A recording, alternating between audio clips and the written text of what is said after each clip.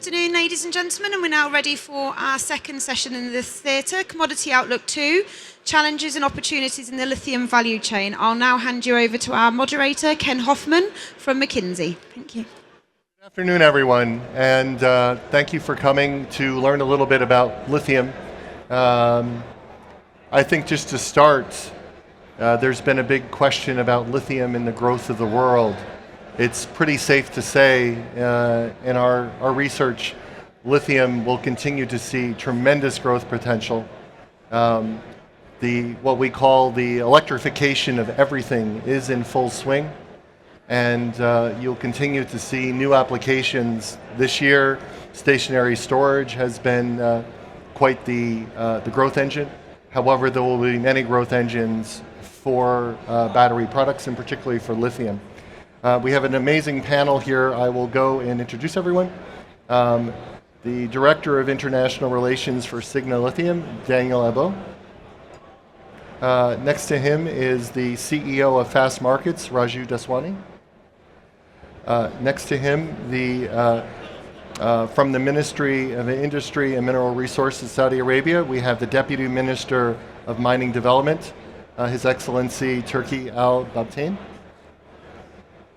Next to him, we have Vice President of Corporate Development for Tangxi Lithium, Frank Li. And last but not least, on the end, we have the Secretary General for the International Lithium Association, Roland Chavez. I'll start with Frank. One of the things I learned as a commodity analyst many, many years ago is when it comes to commodities, it starts with China and it ends with China. Can you give us a sense of what 2024 was like for the lithium industry, particularly in China, and what could we have in store in 2025? Well, this is a very interesting question. Many of us in this industry have witnessed the ups and downs of the lithium price, over the last 12 months. Well, I should say this is something that is, as a commodity, have to go through the circles, ups and downs.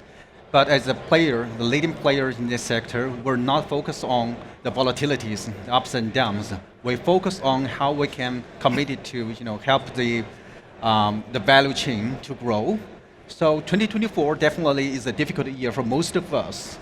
The reason behind this is some people say it's oversupply, weak demand, but we do see their demand is still there.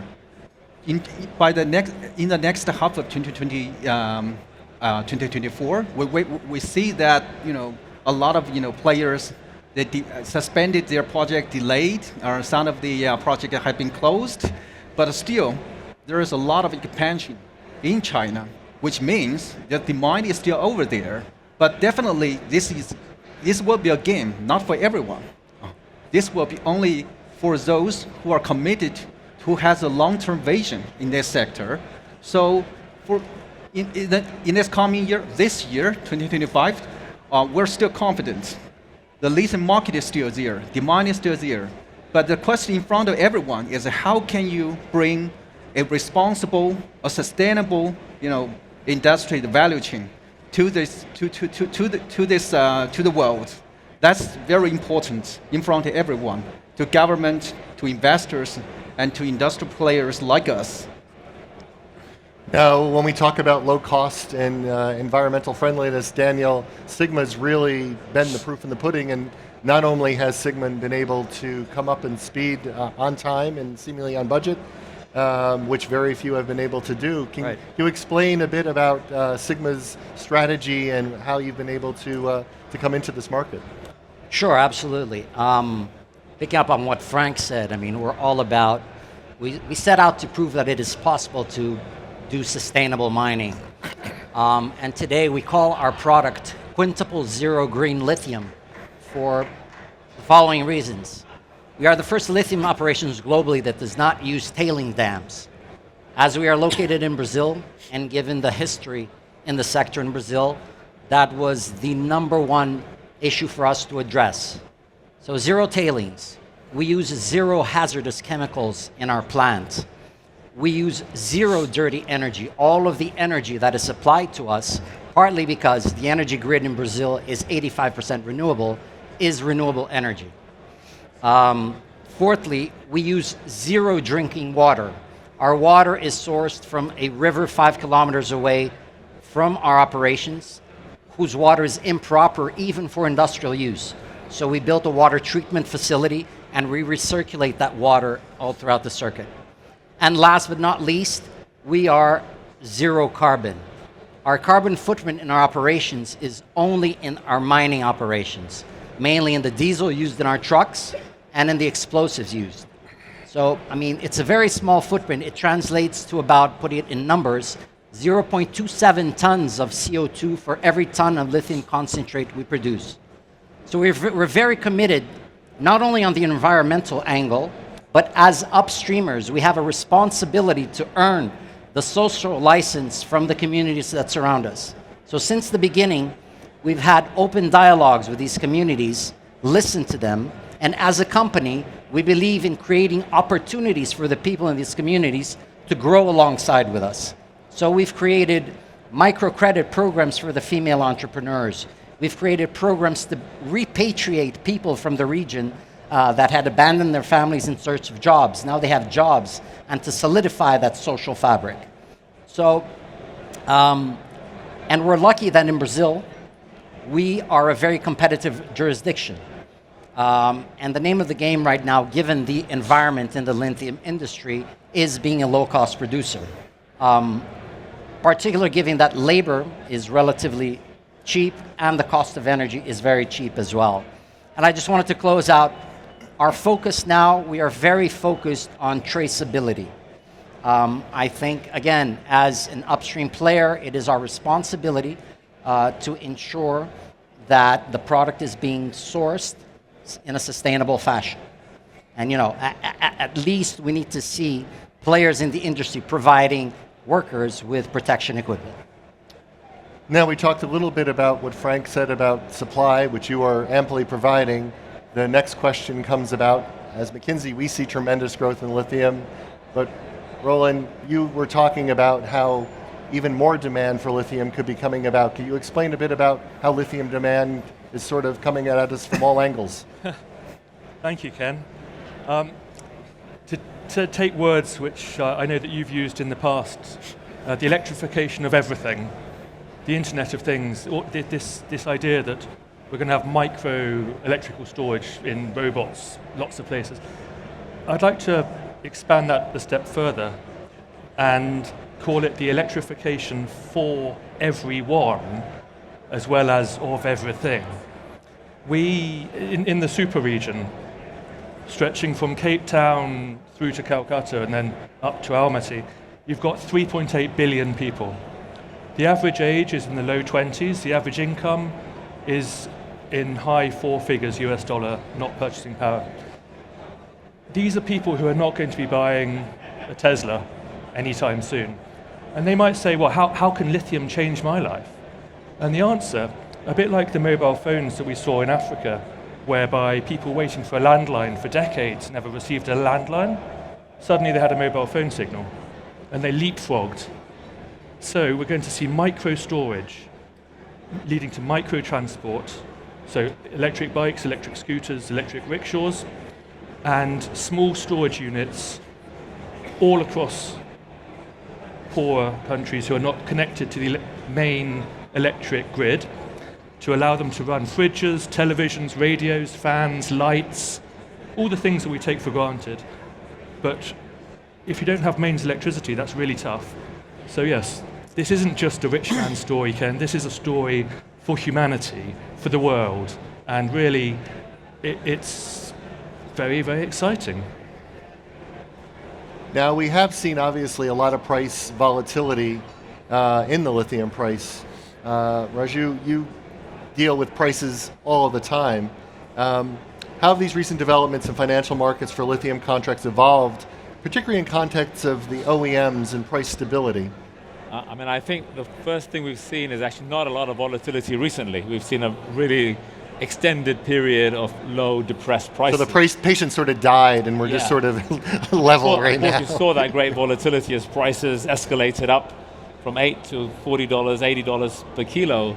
And that obviously drove a lot of demand for risk management. And what we saw in that period was a lot of interest using the benchmark price, which is the price that we publish, for exchanges or financial institutions to come in and create risk management products. We saw products like futures contracts for lithium and cobalt being created on exchanges like the Singapore Exchange, the LME, the CME for lithium, but also more recently for spodumene on the CME. And that's given a tool for the industry to use. Now, at these low prices, you're not going to see a rush of producers coming to the door to manage to hedge at low prices, but certainly for consumers, it's creating a great opportunity. Because if you're a consumer, you now have the opportunity to lock in prices at low levels and effectively, in a synthetic way, create a fixed price contract. The problem is volatility. There isn't any volatility. And if you haven't got volatility, it's not really also encouraging consumers to go out there and manage their risk either. So you've definitely seen an increase in the use of these instruments. And if you look at what we call the open interest, it indicates how much trade is being done on a long-term basis. You're seeing open interest for lithium out to the first quarter 26. And that means people are using it alongside physical contracts to manage risk.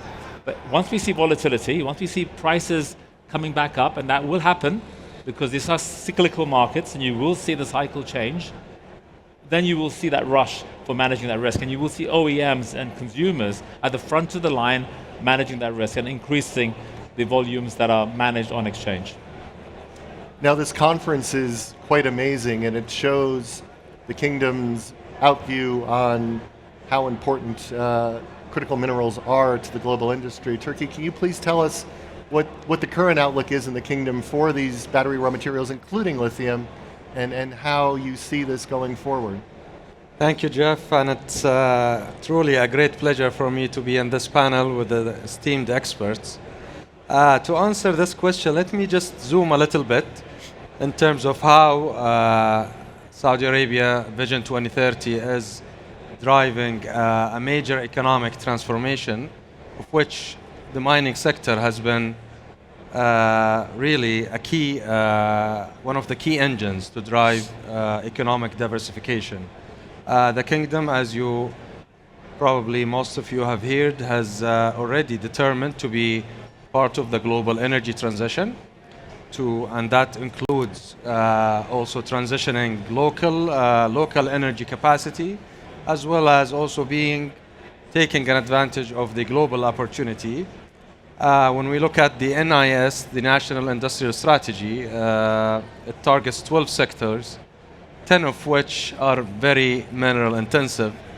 This is coupled with the giga projects that the kingdom is pursuing. I believe the last estimate was in the tune of $7 trillion. It is creating just an unprecedented demand. Lithium is among the key material that is going to be in a high need, and this is due, of course, to the localization plans of renewable and electric vehicles. So, in terms of the outlook, and I think His Royal Highness Prince Abdulaziz bin Salman today, he mentioned it in his presentation, the renewable energy program for the kingdom, which I believe stands at 130 gigawatt by 2030, including storage capacity of 48 gigawatt hour. This is by itself, we believe, is a portion of the demand we could target, but we're also looking at the global market opportunity. We do recognize the criticality and the importance of lithium. Lithium, if we want to localize our industry, I believe lithium cost is almost 60% of the raw material cost for an LFP battery. So having the local supply locally is going to be extremely important. We also recognize there will be significant investment required at the global scale to meet or to cope up with the demand. I believe there was a figure that was announced, almost $6 billion per year for the next 10 years to bring more capacity So these risks and opportunities, I think, brings a very interesting opportunity for the kingdom, where the kingdom is looking to establish local production facility and also secure global partnerships. I would just add to that because I think it's amazing what's happening in the kingdom, and I think one of the challenges for this industry is project financing right now is non-existent, right, because of the low lithium prices. But companies like Aramco here that have the opportunity with oil field brines and extraction will really play a big role. Sure, definitely. Would you say anything on that? I mean, Of course. I mean, technology is one of the key dimensions that we have been working on. The Aramco today announced also this lithium potential in the brine that comes from the oil fields. So we are putting now extra efforts on research and development related to battery materials, and a clear example is what is happening between, I'm sure you heard about it, LATEC, Ma'aden, and Aramco and Kaust, trying to develop this commercial pilot scale, which is, I believe, would be very promising to contribute to the security of lithium in Saudi Arabia.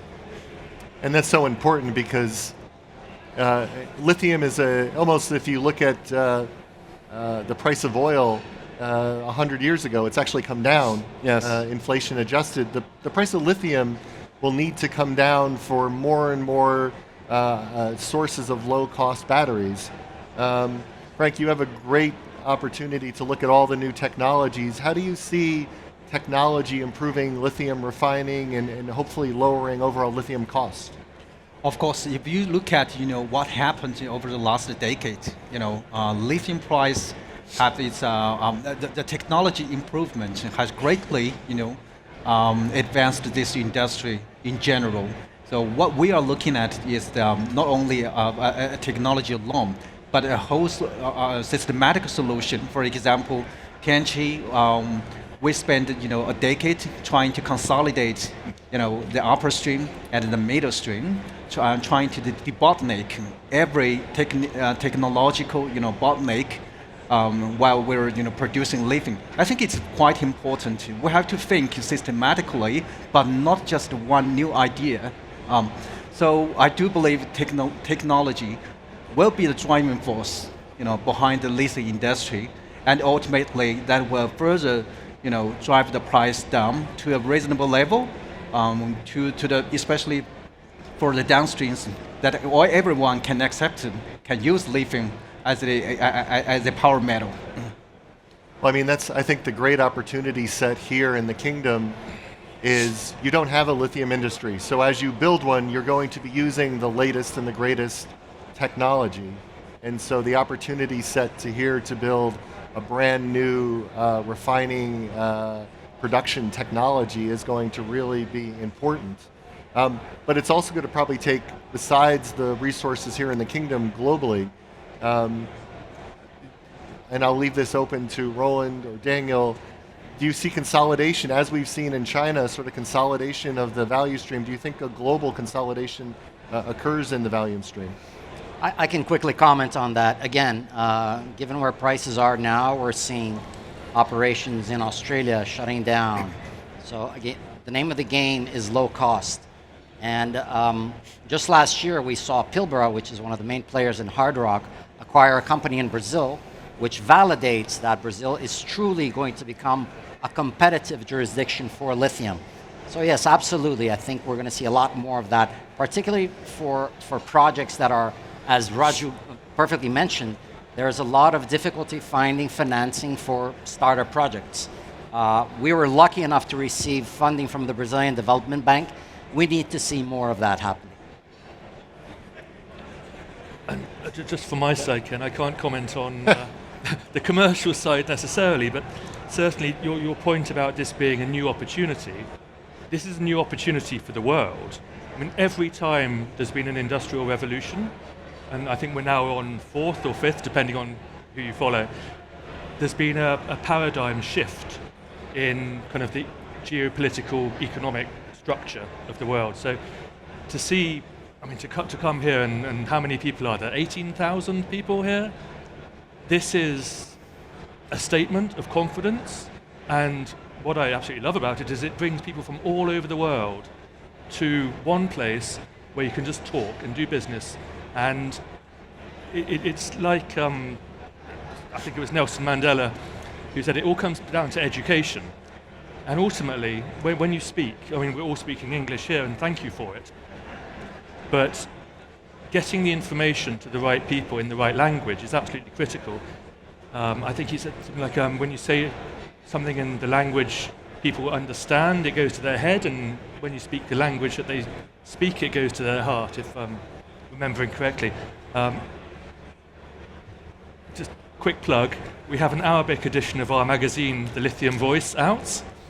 Do come and see me if you want a copy afterwards. However, I should say, this is not charity. This is not because we have nothing else to do.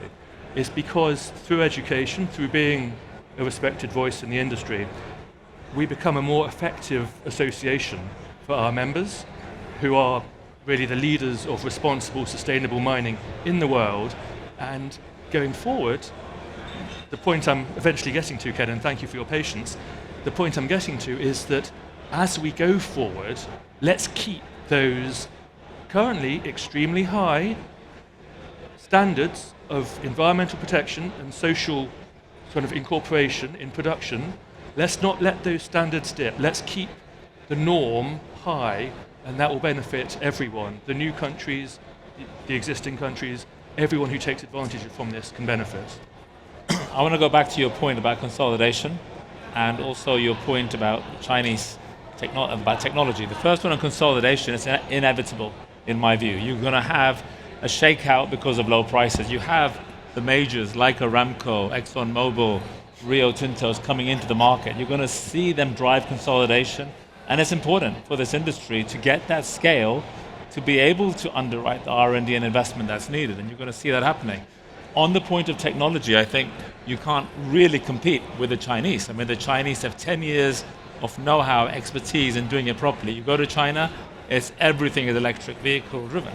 So you're going to have to work with the Chinese and use that knowledge and technology. So I'm sure for Saudi Arabia, you're going to have to look at those technologies to bring them and to create that hub here. So I think these are two things we need to really be aware of in this market. And I think geopolitics might be moving against that, but that's the only way to drive this business forward. And if we look at just how we've seen this huge move in electrification in China, we know it is just a better way to do things. You see today in China, I think there are 5 models of cars on the market today, 1,000-kilometer range, sub 15-minute recharge time. This is going to happen in the West, and if we look at geography-wise, Saudi Arabia sits in the middle of Asia, of Africa, of Europe. We have been seeing these announcements out of Aramco. What really makes the offer of Saudi to build this great hub occur? Sure. So, I would say it's commitment. Because really, if I go back and remember 3 years back when we inaugurated this forum, the theme was shaping the future of minerals. Now, our theme is the year of impact, and we are also celebrating the rise of Saudi Arabia as a mineral global processing hub. Since the development of the mining sector strategy in 2017, Saudi Arabia has been, implementing different initiatives and policies to develop the sector. We have streamlined regulation for exploration, invested heavily also by the government in exploration, which resulted in increased geological potential of our mineral resources. We have also invested in talent to prepare for the next generation of mining engineers and mining professionals. And we have also a good track record in developing some key value chains like the phosphate, where Saudi Arabia now is among the 3rd largest exporter, In aluminum, we are, one of the largest integrated in the region. The same goes for titanium. So we have a good track record, and we will continue to invest. Now, speaking of what are unique advantages that we could leverage, I think it's the demand that we have, the natural resources, and the cost factors when it comes to availability of world-class infrastructure that is available across more than 40 industrial cities in the kingdom. Among those cities, we have dedicated heavy mineral industrial cities that could cater for the mineral processing requirements, and then the energy in its both types, renewable and conventional, at very competitive price. So you mentioned location also, and also one important factor is the stable and the balanced relation that Saudi has with almost all the world. So I think if the world now is looking for a new source of supply, I think Saudi Arabia is really an ideal location to bring this balance. Well, I guess just to wrap it up, if everyone would just like to give, we've had several days of this conference. I'm sure you've been talking to a lot of different constituents. If there is one thing, I know this is also being recorded, one misconception you wish people could sort of see that you're always trying to correct, or people seem to get wrong, what would you like to say in just a last statement of what people need to really understand and you think they probably don't understand about the future of the lithium industry? Dang, I'll go down the line. I'm going to once again emphasize the fact of traceability. I mean, not all operations are the same. Some jurisdictions are looking for shortcuts in order to cut costs. And as Roland was saying, we need to level the playing field here so that everyone's on the same page and that we maintain the quality, the rigor, the excellence that this industry demands. I would say the most important thing is to take this business forward and this industry forward, is to strip away a lot of the noise that is creating obstruction, whether that's over-regulation, over-compliance, putting in too much barriers to investment to get this market up and running. And I think also the other part, the realization where the future of these markets are. I mean, countries like here, we know obviously, other emerging markets, India, all of which are going to create great opportunities for the future. I'll let the Deputy Minister go last since it's... Sure. So, Frank? Okay. Very simple message I want to convey to everyone is that if you believe this is a prominent industry, you have to keep the right directions. We all know that there's going to be volatilities, ups and downs. There's going to be, obstacles. Try to figure out how you can reach to your goal. Be open, collaborative. That's all that we want to do. Roland? It's easy for me, Ken. This is a global industry. It's a global element. It's a global people that we're trying to benefit here. There are some people who seem to think that lithium is toxic, who believe, falsely, that lithium is as toxic as rat poison, arsenic, mercury, these really nasty things. These are my dear friends at the European Commission, and I have to say to them, don't score any own goals. Do not shoot yourself in the foot with this young industry, because the rest of the world will not wait. Deputy Minister, we'll love to give you the final word. Sure. So, for anyone who is doubting the ability of the kingdom to rise as a global mineral processing hub, I would say that we are pretty much committed. We will continue to expand our ecosystem, our infrastructure. We are looking now at a comprehensive approach where we want to add more advanced capabilities in exploration, in research and development, in infrastructure, in financial services. And here I can cite that we are working also to bring a new commodity exchange to the kingdom, also to be able to trade some of these new products. We're expanding, as I said, our our infrastructure in major industrial cities, and we're trying to create synergies between these operations to benefit the investors. So we are ready and remain committed to support investors to help also benefit from extracting this potential in Saudi Arabia.